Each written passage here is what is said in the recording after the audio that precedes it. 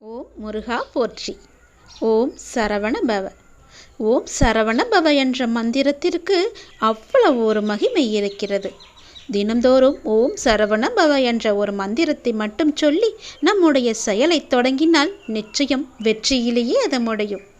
இந்த சரவணன் உனக்காக ஒரு வாக்கு சொல்ல வந்திருக்கிறேன். உன் நல்ல மனதுக்கு ஒரு நல்ல விஷயம் கண்டிப்பாகவே நடக்கப் போகின்றது. நீ என் மேல் கொண்ட பக்திக்கும் நம்பிக்கைக்கும் பலனாக உன் வாழ்வில் ஒரு நல்ல விஷயம் நடக்கப் போகின்றது. கடந்த மாதத்தில் பின்தங்கியிருந்த உன் வாழ்க்கை இப்போது முன்னேற்றம் பெறப்போகிறது. காத்திருப்புக்கு கைமேல் பலன் கிடைக்கப் போகின்றது. இன்றிலிருந்து ஒரு மாதத்திற்குள் நல்ல மகிழ்ச்சியான நிகழ்வுகள் உன் வாழ்வில் நிகழும். நேர்மறை எண்ணத்தோடு உன் வாழ்வை நடத்து. நடக்க வேண்டிய நிகழ்வுகள் எல்லாம் தானாக உனக்கு நடக்கும். தடைகள் எல்லாம் அகலும். உன் வாழ்வில் பல நல்ல நல்ல வழிகள் எல்லாம் பிறக்கும். உனக்கு இந்த காலகட்டத்தில் உனக்கு தேவையான சக்திகள் எல்லாம் கிடைக்கும். என் மூலம் நீ எல்லாவற்றையும் சரி செய்ய போகின்றாய்.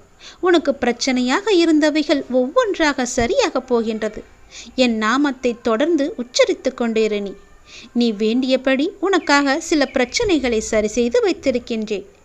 நேர்மறை எண்ணங்களோடு முயன்று நீ அனைத்தையும் சரி செய்து உன் மதிப்பை நீ உயர்த்தப் போகின்றாய்.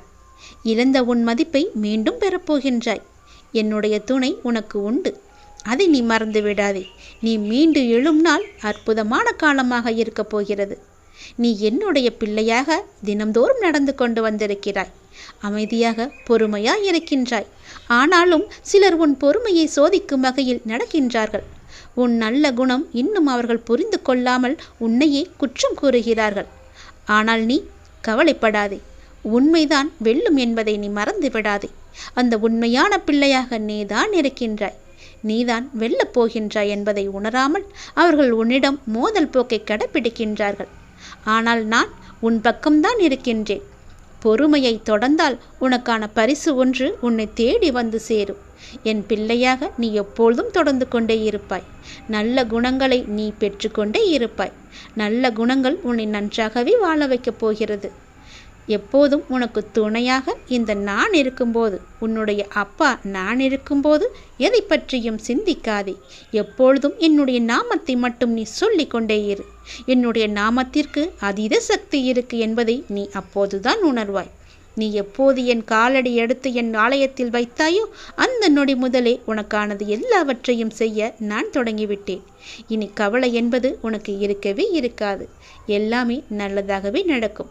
இறைவன் சில நேரம் உன்னை தனிமைப்படுத்துவதற்கு காரணம் நீ உன்னையும் உன்னை சுற்றியுள்ள துரோகிகளையும் நீ அடையாளம் காணத்தான் என்பதை புரிந்து கொள். இது உனக்கான நேரம். நீ வாழ்வில் முன்னேற வேண்டிய நேரம். உன் தடைகள் எல்லாம் தடைப்பட்டு உனக்கு வெற்றி மட்டுமே கிடைக்கப் போகின்ற நேரம். இது உனக்காக எழுதி வைத்த நேரம். நிச்சயமாக உனக்கு என்னுடைய பரிசு கண்டிப்பாகவே கிடைக்கும். அந்த பரிசை பெற்றுக்கொண்டு உன் வாழ்வை நீ செம்மையாக பயன்படுத்தி வா. அது உன் வாழ்க்கையில் பெரிய ஒரு மாற்றத்தை கொண்டு வரும். என் நாமத்தை உடனே சொல்லிவிடு.